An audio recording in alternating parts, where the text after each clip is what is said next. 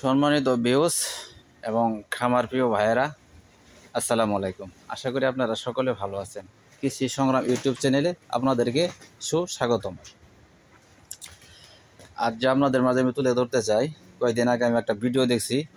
Video আমি প্রায় দেখি আমার সিলেটের আমার ভাই আলমগীর ভাই, ওনার একটা ভিডিও দেখলাম। উনি খামার করে ভীষণ বড় টাকা ঋণে পড়ে গেছে গা। কেন হ্যার ঋণ পড়ে গেছে গা, আসলে বিষয়টা কি, হ্যাঁ কিন্তু একটা ঘর করছে, এটা কিছু ভালো একটা টাকা খরচ করছে।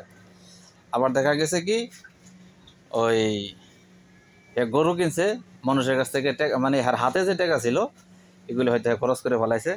এর চালান শেষ, ঘরের ভিতরে চালান শেষ, গরু কেনার মতো চালান নাই। তে দেখা যাচ্ছে ওই মানুষের কাছ থেকে লাভে নেক বা যেভাবে দেখ, লাভ ছাড়া তারা কেউ কোনো টাকা পয়সা দিব না, হয়তো কম বেশ একটা তো আছে, পার্সেন্টেজ ছাড়া কেউ টাকা দিব না। বা কেন দিব, ব্যাংকের একটা পার্সেন্টেজ আছে। তো এইভাবে যাই হোক টাকা পয়সা নিছে, নেওয়ার পরে এখন দেওয়া যেতেছে অনেক টাকা ঋণ। আরে ভাই, আপনি কাজ করার আগে আগে ভাবা লাগে যে আমি যে কাজটা করব বা এটা কীভাবে করলে আমি এটা মাতাল উড়াইতে পারবো কিনা, পুরাটুকু আমি করতে পারবো কিনা, আমার কি ক্যাশ ক্যাপিটাল আছে, বা এটা কইরা হেরে আমি বাইরে আমি আমার সংসার চলবো কিনা, এগুলি আগে আমাদেরকে চিন্তা করতে হবে। এগুলো চিন্তা না করে হঠাৎ করে আমি ওই স্বপ্ন দেখে যদি খামার দেওয়ালে, তাহলে তো আমি লসের সম্মুখীন হব। আপনি প্রথমে ভুল করছেন, বড় একটা ঘর করছেন।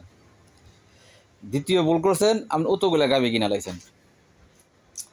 আপনি যে কর্মের ভিতর আগে ছিলেন সেই কর্মটা আপনি ঠিক রাখার দরকার ছিল। ঠিক রেখে আপনার কাছে টাকা নাই, একটা গাভী কিনতেন, একটা গাভী কিনতেন, তাহলে কিন্তু আপনার ওই ধীরে ধীরে আগাইতেন। আপনি কিন্তু ঋণ বাঁচত না, কোনো ঋণ হইতো না।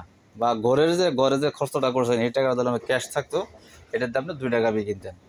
আপনি ঘর নর্মালভাবে 5,000 টাকা খরচ করে করতেন, আমি 5,000 টাকা খরচ করে করছি, বা 5,000 টাকা খরচ হয় নাই।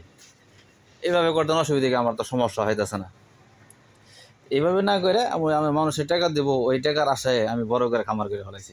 খামার করছি, এখন আমার তো দেখা যাচ্ছে অনেক টাকা ঋণ, অনেক টাকা ঋণ হয়ে গেছে।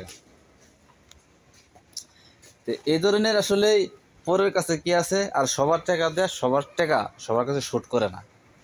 আপনার টাকাটা, এই টাকাটা সঠিক, আরেকজনের কাছ থেকে টাকাটা নেবেন, এই টাকাটা সঠিক না হইতে পারে, ওই টাকায় আপনার টাকার ক্ষতি করব।